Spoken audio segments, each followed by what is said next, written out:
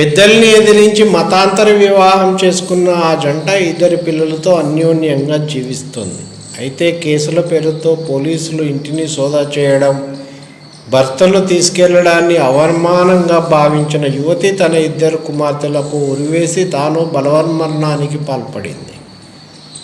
ఖమ్మం జిల్లాలో గురువారం చోటు చేసుకున్న ఈ ఘటనపై కుటుంబ సభ్యుల ఫిర్యాదు మేరకు పోలీసులు కేసు నమోదు చేసి దర్యాప్తు చేపట్టారు. మధిర మండలం నిదానపురం గ్రామానికి చెందిన షేక్ బాజీ ఇంటర్ వరకు చదివి మెకానిక్ పని నేర్చుకున్నాడు.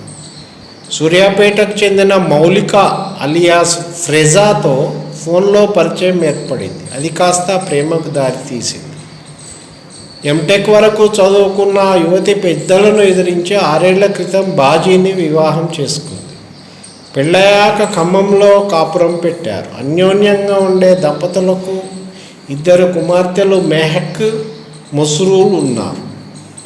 మెకానిక్ పనిచేసే బాజీ ద్విచక్ర వాహనాల దొంగతనం, చైన్ స్నాచింగ్ కేసుల్లో నిందితుడు. గతంలో కొన్నిసార్లు విచారణ ఖైదీగా జైలుకు వెళ్ళి వచ్చాడు.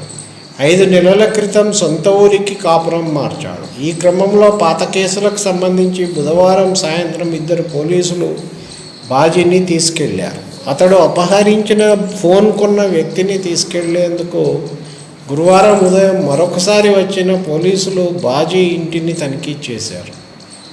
బాజీ భార్య లేదా తండ్రి ఖమ్మం రావాలని సూచించారు. ఖమ్మం బయలుదేరేందుకు బాజీ తండ్రి గఫూర్ సిద్ధమవుతున్నాడు. ఈ క్రమంలో అద్దె ఇంట్లో ఉంటున్న మౌలిక 2 కుమార్తెలతో ఇంటి రేకుల కడ్డీలకు ఉరివేసుకొని ఉండడాన్ని చూసి నిర్ఘాంతపోయారు.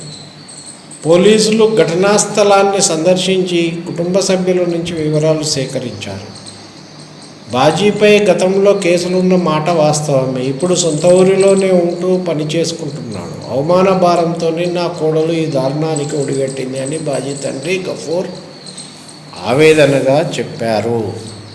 ఎన్నడో చేసిన తప్పు ఎన్నటికైనా వెంట పడక మానదు అనడానికి ఇదొక ఉదాహరణ. తప్పు చేసే ముందే అది జీవితాంతం మనల్ని ఎలా వెంబడిస్తుందో, తప్పు చేయకుండా ఉన్నా కూడా అది వదిలిపెట్టదు అనే విషయాన్ని తెలుసుకొని 1-2 సార్లు ఆలోచించాలి తప్పు చేసే ముందు. చిన్నారి పిల్లలు 2 ఎంత బాగున్నారు చూడండి, మెహక్ అండ్ మస్రూర్.